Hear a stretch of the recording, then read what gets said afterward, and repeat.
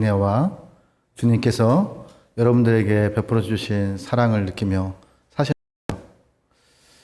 여러분들은 오늘 본문 말씀을 보면서 신앙생활을 오래 했다. 또 뭐죠? 저같이 신학을 했다. 뭐 이런 것이 믿음과 관련이 있을까 없을까 한번 생각해 보신 적은 있나요? 저는요, 믿음과 관련이 있다고 생각을 합니다. 왜냐하면 하나님께서 날마다 믿음은요, 들음에서 난다고 말씀하셨기 때문이에요. 그래서 여러분들이 말씀 가운데 교회에서 예배를 드릴 때마다 그것은 누구의 품이냐면 베델의 품, 하나님의 품 안에서 사셨다는 것을 꼭 기억하셔야 합니다.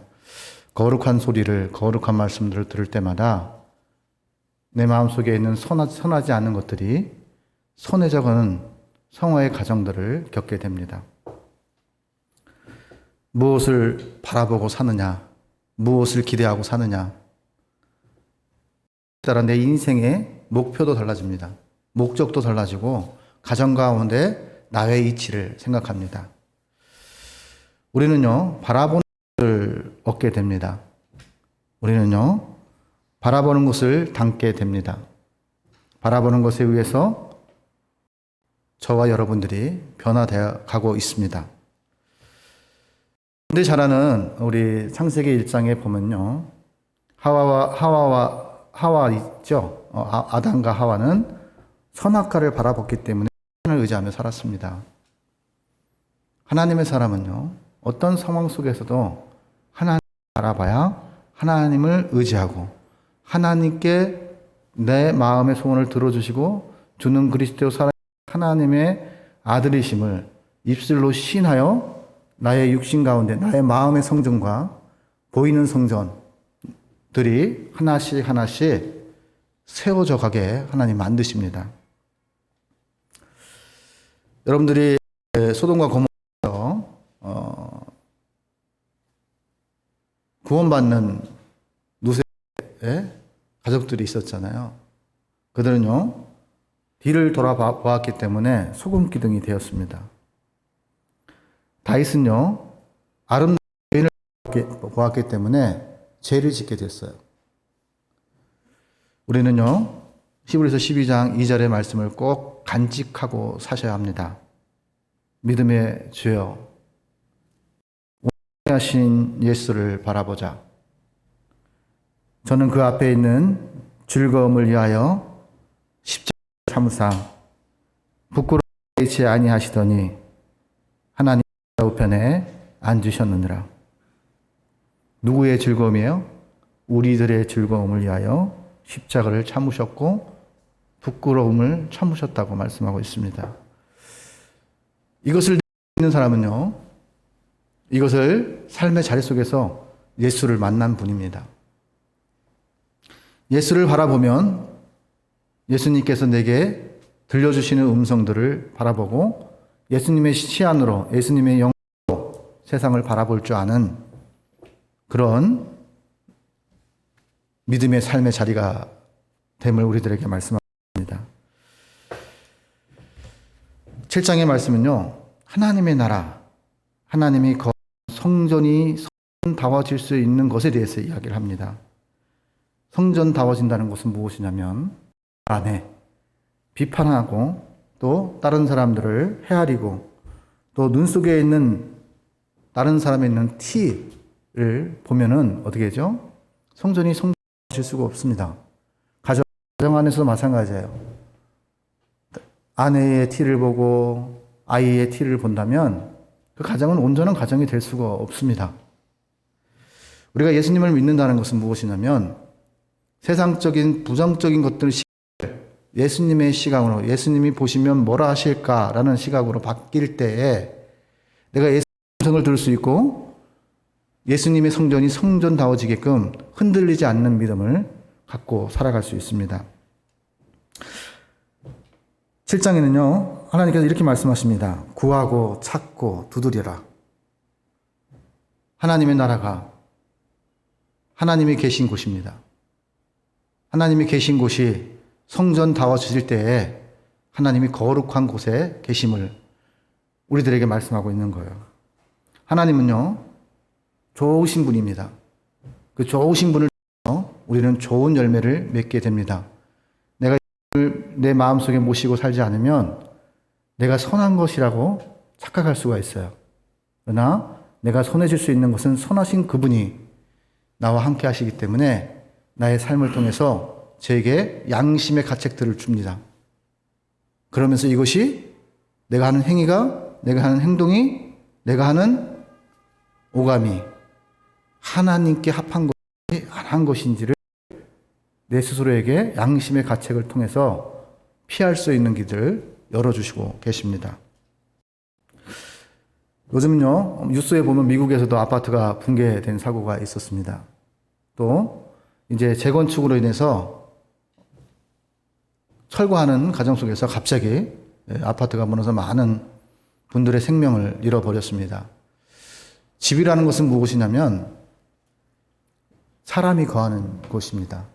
그러면 예수님은 어떤 곳일까요? 예수님이 거해야 그 성전이 성전다워질 수 있다는 것입니다. 그러려면 성전이 성전다워지려면 하나님을 하나님 되게 모실 줄 아는 마음이 있어야 되는 거예요. 영원한 자 곧 그 이름을 믿는 자에게 하나님의 자녀된 권세를 주셨으니 자녀가 되려면 아버지의 뜻을, 하나님의 뜻을 내 마음속에 간직해야 된다는 것을 말씀하고 있습니다.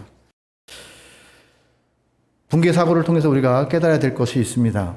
우리는요, 그러한 것을 통해 생명을 앗아간 분들의 실수, 또 많은 조짐이 있음에도 불구하고 아무렇지 않게 무덤덤이 지나왔던 우리들의 삶, 그것을 제가 뉴스 언론을 통해서 또 인터넷을 통해서 볼 때에 우리가 잃어버린 것들이 너무나 많습니다. 엊그저께 6월 25일입니다. 우리나라를 지키기 위해서 생명을 바치고 또 사회주의 국가 공산주의로부터 많은 핍박과 성전들이 무너져 내렸던 거 잃어버릴 때가 너무나 많습니다. 나라라는 것은 무엇이냐면 하나님의 나라도 마찬가지로 국방이 튼튼하고 우리의 생각이 지나간 과거 속에서 아픔 속에서 슬픔 속에서 교훈 삼아 교훈과 책망과 바르게 함과 의로 교육하기에 유익한 하나님께로 돌아올 줄 아는 사람이 되어야 된다는 것을 이야기합니다. 우리는요, 사회주의 국가의 사상들이 우리의 삶의 자리 속에서 흔하게 볼 수도 있습니다. 모든 사람을 이해하는 척은 합니다. 그러나 그들의 거짓이 된 위선적인 삶을 통해서 지금도 우리를 무력으로 나라를 빼앗으려고 하고 있습니다. 그렇다면 우리의 신앙은 어떨까요? 그러한 신앙도 마찬가지예요. 나라를 잃으면 신앙도 지키기가 힘들어요. 이스라엘 백성들이 왜 나라를 잃어서 그 고통 속에서 하나님을 만났을까요? 바로 하나님의 은혜를 망각했기 때문이에요. 성경은요, 우리들에게 말씀하시기에 어떻게 말씀하냐면 하나님의 은혜는 우리의 신앙 고백으로 반석 위에 세워져야 된다라는 것을 이야기해요. 그래야 흔들리지 않아요. 바람이 불고 폭풍이 닥쳐도 흔들리지 않아요. 하나님이 나에게 어떤 분이신지를 고백할 때, 주님 내 인생 가운데 어떤 분이신지를 생각할 때 내가 범사에 하나님을 인정하고 감사하지 못할 때에도 주님 때문에 감사하고 기뻐할 수 없는 상황 속에서도 주님 때문에 기뻐할 수 있는 거예요. 오늘은요, 이 본문 말씀은요, 건축에 대해서 이야기를 해요. 베드로는요, 자기가 거하는 배 위에서 거기도 안전할 수가 있어요. 왜냐하면 붙들면 뭔가 기댈 수 있는 곳이 의지할 곳이 있으니까. 그런요, 의지할 곳이 아무것도 없습니다. 우리가 골리앗 같은 세상 속에서 살아가면서 나름대로 물질을 의지하고 권력을 의지하고 나와의 관계 속에 있는 어떤 분의 높은 위치를 의지하며 살아갈 때가 많지 않습니까? 인생이라는 바로 집을 짓는 건축과 같습니다. 열심히 마음을 다하고 뜻을 다하고 최선을 다해서 생명을 다해서 주어진 일들을 잘 성실히 수행할 때 우리의 인생의 성전들도 바르게 세워질 수 있습니다. 우리가 예수님을 믿으면서 섬기고 찬양하고 또 이렇게 하는 것들은 뭐냐면 하나님의 나라를 이루기 위한 벽돌을 한 장 한 장 쌓아가고 있습니다. 어느 순간에 집은 하나님의 성전은 성전다워진 것을 우리가 느껴야 합니다. 오늘의 나의 삶을 통해 오늘의 나의 언어를 통해 하나님의 성전에 벽돌 한 장이 세워졌는가 안 세워졌는가를 생각해 보면 내가 지금 베델의 품 안에서 주님과 함께 동행하는지 안 하는지를 깨달을 수가 있습니다. 우리는요, 세상 속에서 살아가면서 삶을 느끼는 게 많아요. 넓은 빌라를 짓기도 하고 아파트를 짓기도 하고 또 전원주택을 짓기도 하고 또 어떤 사람은 옛날 집을 그리워서 오두막집 같은 것을 짓고 살아갑니다. 사람마다 각각의 주어진 인생 속에 인생들을 다른 집들을 지어가고 살아가고 있습니다. 오늘 본문의 말씀에 한 사람은 집을 모래 위에 지음으로써 바람이 불고 또 창수가 내리고 비가 내리면 그 집이 무너진다고 말씀합니다. 우리가 슬픔 위에 나의 믿음을 세우면 그 보기에는 믿음이 있어 보여요. 그러나 아픔 위에 믿음을 세우면 믿음이 있는 척 돼요. 그러나 그것은 어떤 위기와 고난과 역경이 올 때에는 무너져 버리는 거예요. 그래서 하나님께서 오늘 본문을 통해서 집을 지을 때 가장 기초가 되는 것을 무엇인지를 우리들에게 말씀하고 있는 거예요. 집의 기초는요, 반석 위에 지어져야 된다. 예수님 위에 지어져야 되고 예수님이 나의 어떤 분이신지에 대한 신앙 고백 위에 세워져야 된다고 말씀하고 있는 거예요. 이것은요, 누구나 다 상식적인 것 같지만 상식을 벗어난 삶의 자리를 살아가는 사람들이 너무나 많습니다. 무너질 줄 알아. 지금 당장만 괜찮으면 괜찮다는 아니란 생각을 갖고 살아갈 때 집은요, 무너지게 된다는 것을 기억하셔야 합니다. 한 번쯤은 괜찮겠지. 한 번쯤은 언어로 남을 상처 줘도 괜찮겠지. 누군가 나보다 남을 배려하는 마음을 내가 그렇게 해도 되겠지라는 안일한 생각으로 인해서 가정이 무너지고 관계가 깨어지는 것입니다. 이 땅에 살아가고 있는 모든 인간은요, 누구나 인생이란 집을 짓고 살아갑니다. 어른이와 청년 시기는 집을 지을 기초로 우리가 듣고 배우고 그렇게 살아갑니다. 우리 장로님이 항상 저한테 얘기했던 걸 제가 잊어먹지 않아요. 어린 아이에게 말씀을 암송시키면 그것이 그 아이의 성장했을 때에 그 아이의 인생의 진로를 결정할 수 있고 하나님을 기억할 수 있고 어떤 위기와 고난과 역경이 있을 때에 여호와께로 돌아오는 기초가 된다는 것을 이야기할 때가 있었습니다. 저는 그것에 동감하고 또 저도 그렇게 제 삶의 자리 속에서 아이들에게 적용하면서 살아가고 있습니다. 오늘 말씀에서 예수님의 집을 짓는 두 사람의 건축자를 말씀하고 있는데요. 말씀을 듣고 행하느냐 행치 않느냐에 따라서 하나님은 세워지고 무너진다고 말씀하고 있습니다. 지금까지 살아오면서 왜 교회가 세상 속의 비난거리가 되었는가? 왜 우리 세상 속에 해서 하나님의 영광에게 만들었음에도 불구하고 돌이키는 마음이 없는가? 왜 자기가 죄인인데도 불구하고 죄인인지를 모르고 의인인 척하며 살아가고 있는가? 우리는요, 말씀을 듣고 순종하지 않으며 말씀대로 살아보려고 노력하지 않으며 그렇게 살아가면서 하나님이 어디 계시냐고 정말 살아계신 그 하나님이 어디 계시냐고 질문할 때가 저도 많이 있었어요.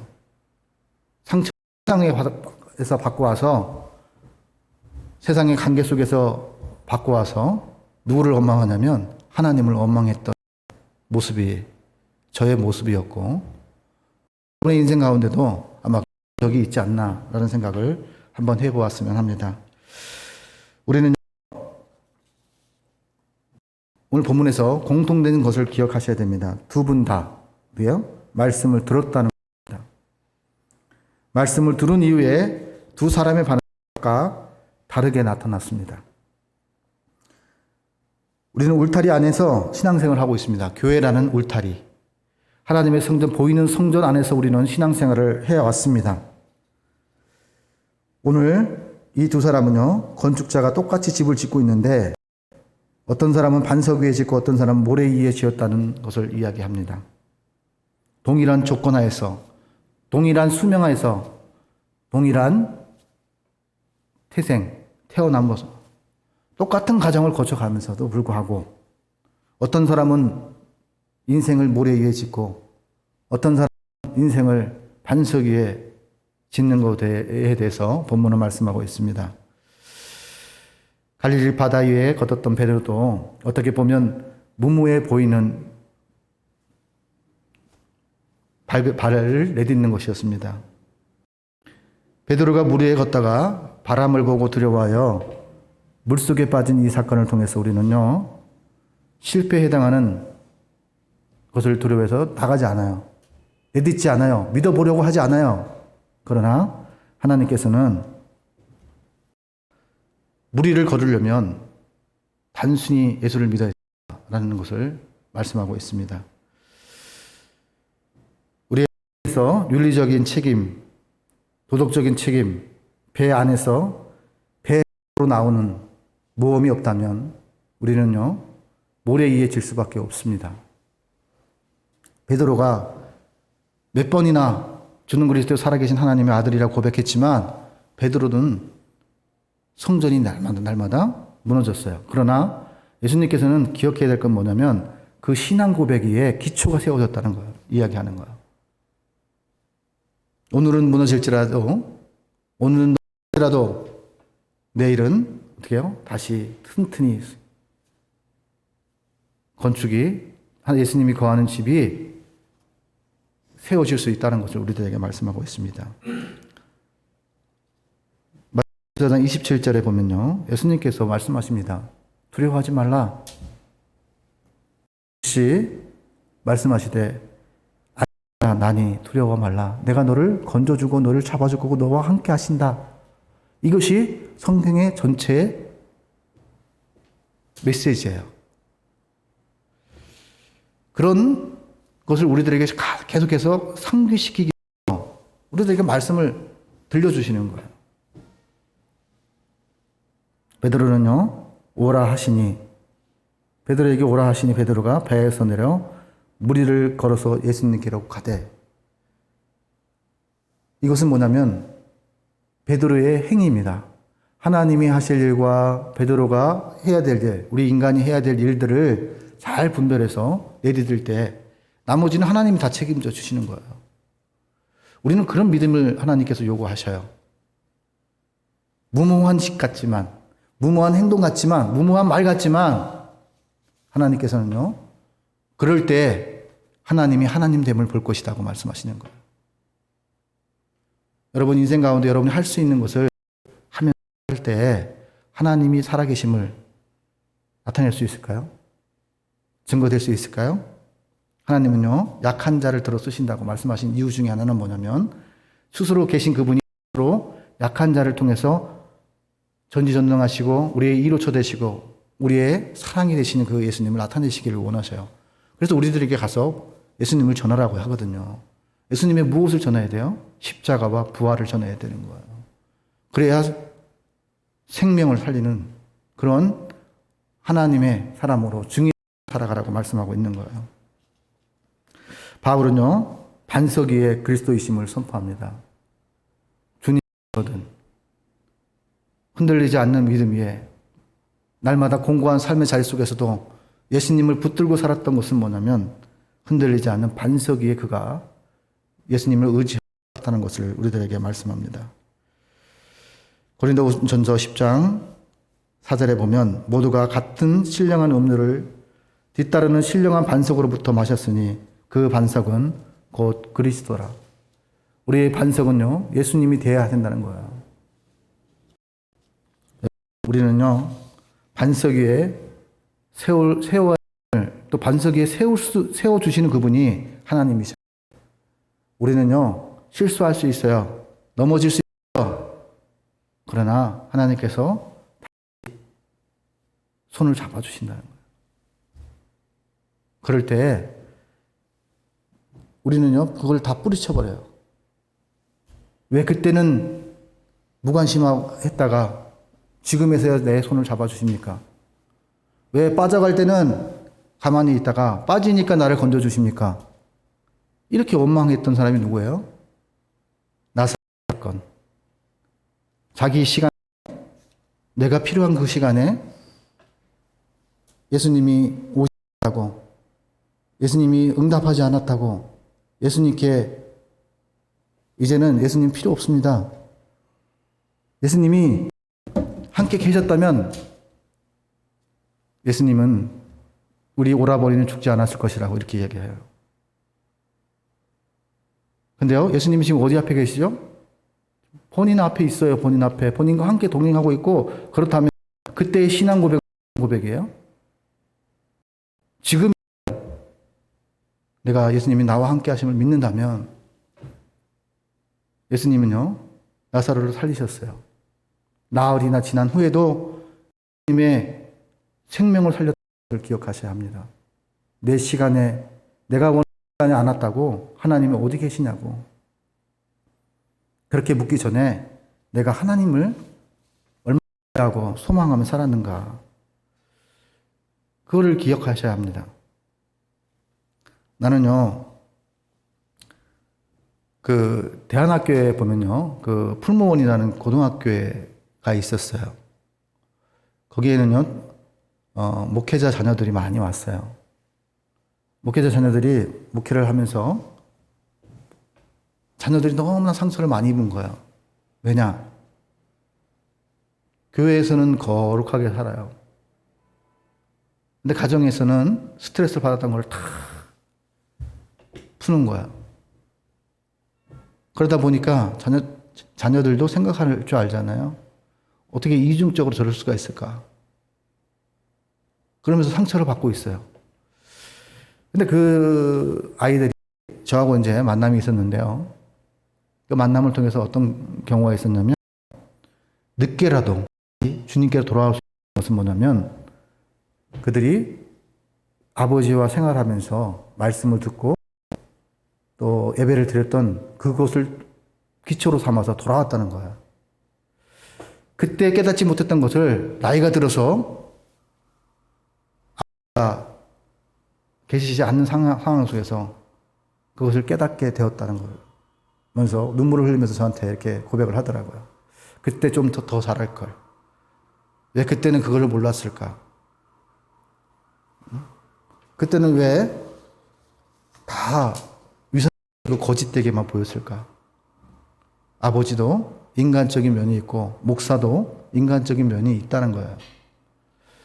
근데 목회자는 항상 하나님 앞에서 살면서 자기의 죄를 하나님께 구하면서 자기를 기초를 갖다가 다시 쌓고 있어요.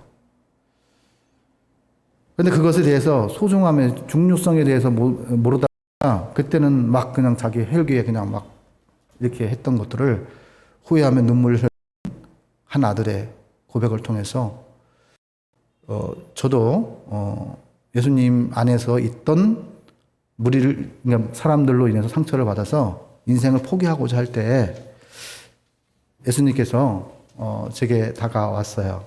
어떻게 다가왔냐? 고생했다, 수고했다. 네 그 수고한 마음 이제 나에게 맡겨라. 네 그리하면 너에게 쉼을 줄 것이다. 네가 나를 의지하지 않기 때문에 나에게 구하지 않았기 때문에 나에게 두드리지 않았기 때문에 성전이 성전다워질 수 있도록 너가 너의 마음을 배워주지 않았기 때문에 함께 애타게 네가 나를 주인으로 여기며 내 인생의 주인이고 내 물질의 주인이고 내 가족의 주인이고 내 아버지의 주인이고 내 어머니의 주인이며 이것을 인정할 때까지 내가 기다렸단다. 그래서 인생을 포기하고 싶다면 너 살아서도 고생하고 죽어서도 고생한다.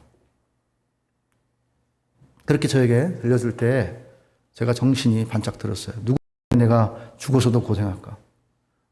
혼자 이렇게 인생을 포기하고자 할 때도 억울했어요. 이렇게 해서는 안 되겠다. 그런 마음으로 하나님 앞에 왔을 때 하나님 저에게 고백하게 하셨어요.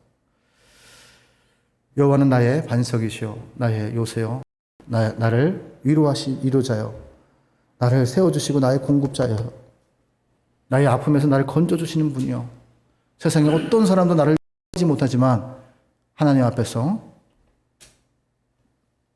눈물의 씨앗들을 용서할 수 있는 마음들을 제게 심어주셨어요. 시편 기자도 이렇게 고백하죠. 나의 하나님이시여 내가 그 안에 피할 나의 바위시여 나의 방패시여 나의 구원의 뿌리시여 나의 산성이로다. 여러분 이 신앙 고백에 여러분의 인생도 여러분의 인생의 집도 예수님의 거하시는 집이 될 수 있도록 그렇게 언행일치의 삶을 살아가시는 저와 여러분들이 되시기를 예수님의 이름으로 축원합니다. 기도하겠습니다. 하나님 감사합니다. 하나님 우리의 마음 가운데 임재하여 주셔서 세상적인 생각으로 예수님을 생각하지 않게 하옵시고 예수님의 마음이 우리의 마음이 되고 예수님의 생각이 우리의 생각이 되고 예수님의 말씀이 우리의 삶의 역사가 나타날 수 있도록 하나님 인도하여 주셔서 주는 그리스도 살아계신 그 하나님이 나의 오감을 통해 가정 위에 직장 위에 삶의 자리 위에 나타날 수 있도록 하나님 인도하여 주옵소서. 주님이 나를 용서하신 것처럼 나를 용서할 수 있는 마음이 내게 있게 하여 주시고 주님이 나를 사랑하신 것처럼 나도 사랑하며 살아갈 수 있도록 하나님 인도하여 주시옵소서. 모든 것을 주님께 의탁하고 예수님의 이름으로 기도하옵나이다. 아멘.